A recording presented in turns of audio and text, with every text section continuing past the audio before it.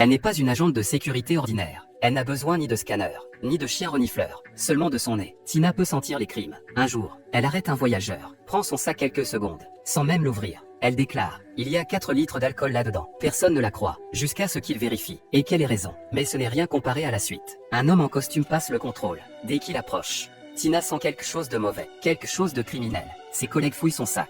Rien. Il recommence. Toujours rien. Mais Tina insiste. Elle demande son téléphone, puis le renifle attentivement. L'homme pâlit immédiatement. Tina désigne la coque. Une carte mémoire y est cachée. L'homme la récupère d'un geste et tente de l'avaler. Les policiers interviennent immédiatement et récupèrent la carte. Quelques jours plus tard, son supérieur la convoque. La carte contenait des vidéos de crimes contre des enfants. Il lui pose une question simple. Comment l'as-tu découvert? Tina répond seulement. C'est un don. Elle reçoit alors une mission. Trouver celui qui a tourné ces vidéos. L'enquête mène à un immeuble résidentiel. Tina et son partenaire montent une surveillance. Rapidement, un cycliste attire son attention. En passant près d'elle, elle retrouve cette odeur, la même. Elle le suit discrètement jusqu'à son appartement, puis reste devant la porte à sentir l'air. Soudain, la femme de l'homme ouvre la porte. Vous faites quoi? Quelques secondes plus tard, le mari apparaît, visiblement nerveux. Tina en est certaine. Il cache quelque chose, mais sans mandat. Impossible d'agir. De retour au poste, son collègue mentionne un détail étrange. Il a entendu un enfant pleurer à l'intérieur. Pourtant, selon les registres officiels, ce couple n'a aucun enfant. Le chef comprend immédiatement la gravité de la situation. Un mandat est accordé. Le soir même,